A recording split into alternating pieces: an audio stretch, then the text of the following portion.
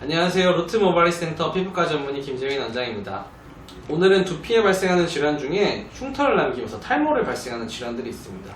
이 질환들에서 모발 이식을 했을 때 어떻게 되는지에 대한 케이스에 대해서 말씀해 드려보도록 하겠습니다.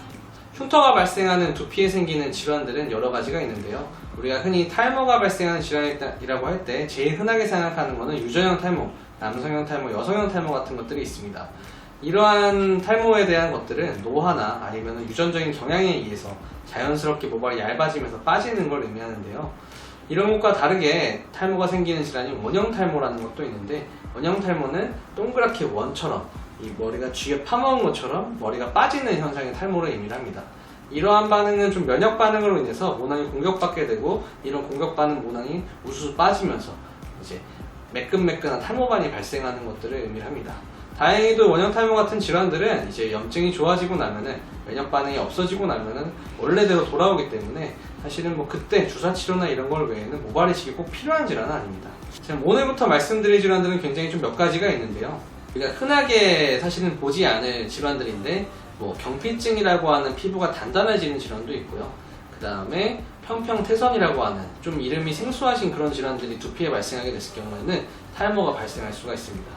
대신에 이런 탈모들은 앞서 말씀드린 여러 가지 질환과는 다르게 회복될 가능성이 없이 그 상태로 흉터가 남기는 경우가 많습니다. 수술적인 것으로 인해서 혹은 다친 것 때문에 흉터가 발생하는 경우도 있는데, 이거는 그런 것들과는 약간 다른 양상으로 흉터가 전반적으로 발생하면서 탈모가 발생하는 질환을 의미를 합니다. 제가 최근에 이 환자분을 수술한 케이스가 있었는데요. 이러한 환자분들 수술할 때 가장 중요한 거는 이게 단순히 끝날 반응이 아니고 염증이 아니기 때문에 이 염증의 정도가 어느 정도까지 좀 온순해졌는가, 스테이블했는가에 대한 겁니다.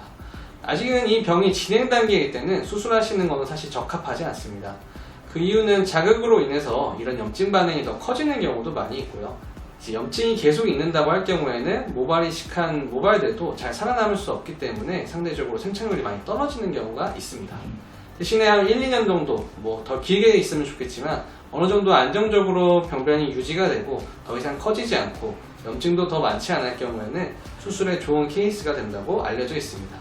이러한 환자분들은 상처가 발생했을 경우에는 또 염증이 발생할 수 있기 때문에 그나마 염증이 적은 방법인, 상처가 적은 방법인 비절개 수술로 하는 방법들이 추천이 되고요.